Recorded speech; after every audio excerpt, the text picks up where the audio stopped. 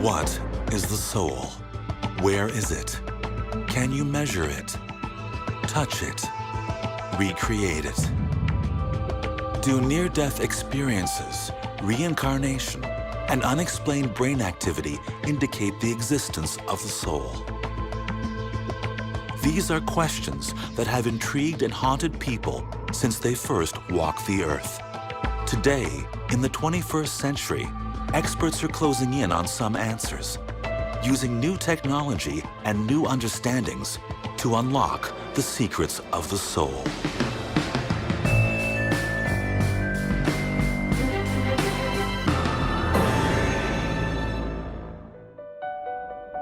"21 grams, less than 1 ounce," a weight attributed to the soul by a Boston physician in 1907. Dr. Duncan McDougall conducted a ghoulish experiment. He watched 6 people die. Dr. McDougall wanted to know whether the soul existed, so he built a delicate scale to determine whether humans got lighter at the moment of death. In just one of the deaths, McDougall recorded a weight change of less than 1 ounce, 21 grams. His experiment got a tiny mention in the New York Times, more of a curiosity than news. Although no one since has been able to duplicate McDougall's macabre test, it's still remembered today as the first time that modern science attempted to quantify the existence of the soul. Cultures since the beginning of civilization haven't needed nor relied on scientific evidence of the soul.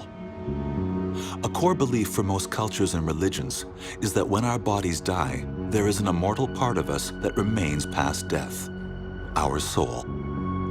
All the world's great major religions talk about us as being souls, as truly being spiritual beings that are incarnated here in our bodies, and that the death of our physical body is not the death of us, it's the death of the body.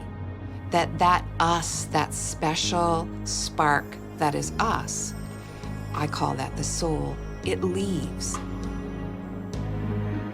There's a lot of question right now about how much of the irrational, mysterious, supernatural aspects of life we can explain through science. And many, many scientists are directing their attention toward those questions. And I applaud that. But I also think that religion is a language for the stuff that we don't understand. And one of the reasons that religion is so fascinating to me is that it is, by definition, paradoxical, oxymoronic. Like, things don't fit rationally together. You want to live forever and you want to keep changing. You want to have an immortal soul and you want to hug your grandma. You know, these things don't fit together. They're not rational. To trace the history of the modern, Western view of the soul, the trail begins in the 3rd century BC. Alexander the Great swept across Europe and Asia, and Greek thinking spread like wildfire.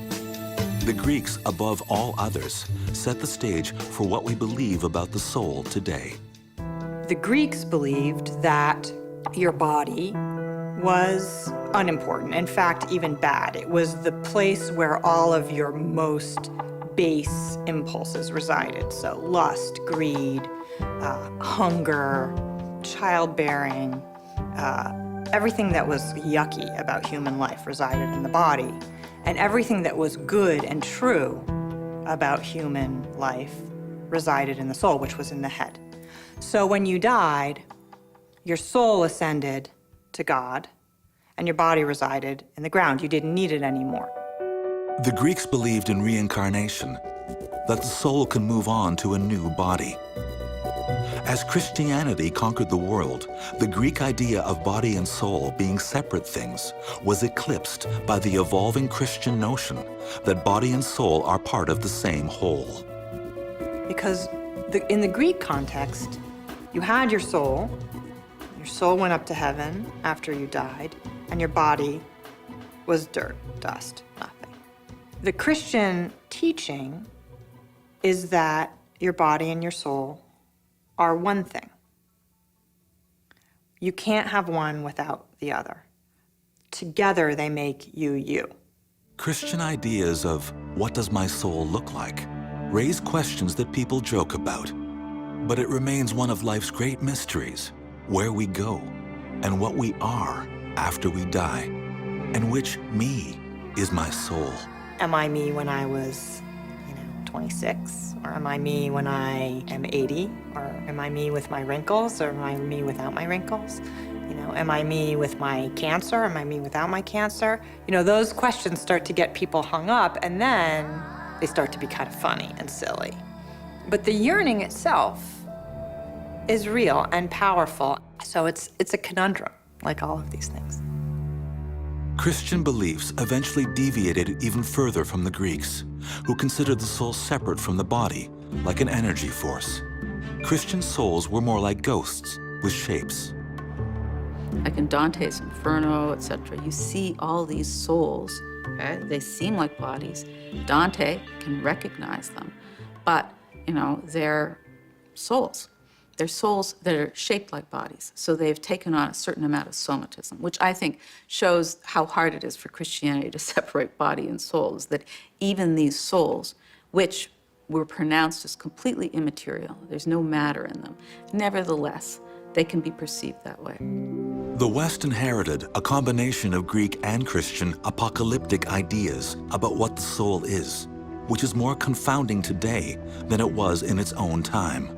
If the soul leaves the body after death, where does it go in the years, or even centuries it may have to wait until the day that Jesus returns to judge the living and the dead? What do you do in the period between the Last Judgment and when a person dies? Well, what is the soul just on itself? I mean, how do we envisage the soul without the body?